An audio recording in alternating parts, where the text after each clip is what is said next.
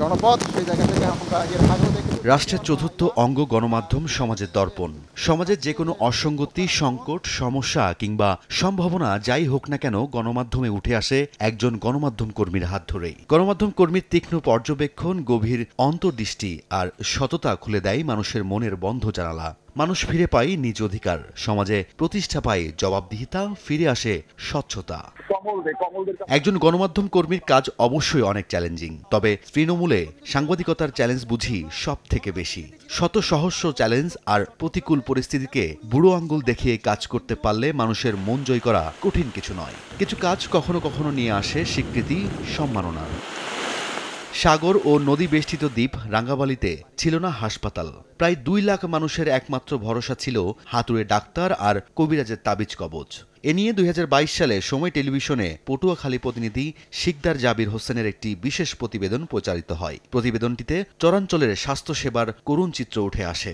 সংশ্লিষ্ট মন্ত্রণালয়ে শুরু হয় তোলপাড়। এরপরেই রাঙ্গাবালিতে শুরু হয় উপজেলা স্বাস্থ্য কমপ্লেক্সের নির্মাণ কাজ। অন্ধকারে আলো ফোটার মতো খুশির ঝলক দেখা দেয় দ্বীপবাসীর মধ্যে। শীর্ষের অনুভূতি থেকে মুক্তি দেয় মাত্র 30 সেকেন্ডে। Pepsodent sensitive expert. আলোড়ন তোলা এই প্রতিবেদন প্রচারের 2 বছর পর স্বীকৃতি পেলেন শিকদার জাবির হোসেন। গ্রামীণ সাংবাদিকতা ক্যাটাগরিতে প্রেস কাউন্সিল পদকের জন্য মনোনীত হন তিনি।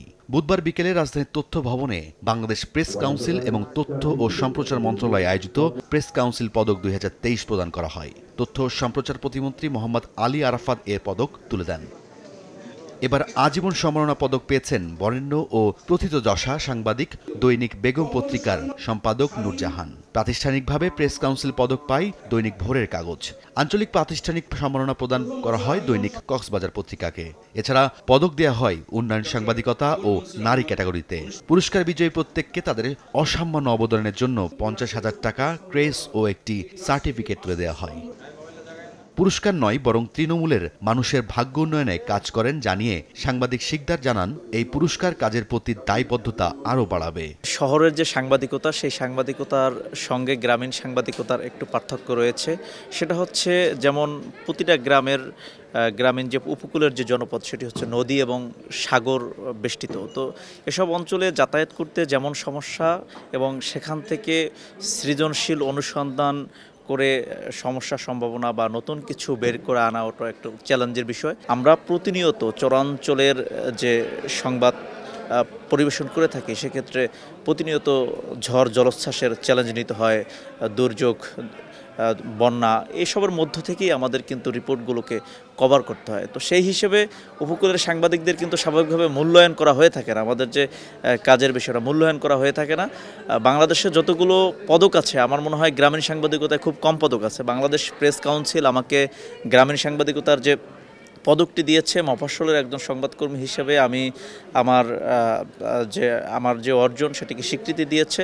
তো সেজন্য প্রেস কাউন্সিলের প্রতি আমরা ধন্যবাদ জানাই। এই প্রেস কাউন্সিল পদক পেয়ে আসলে আমি নিজেকে গর্বিত মনে করছি। আমার কাছে খুবই ভালো লাগছে।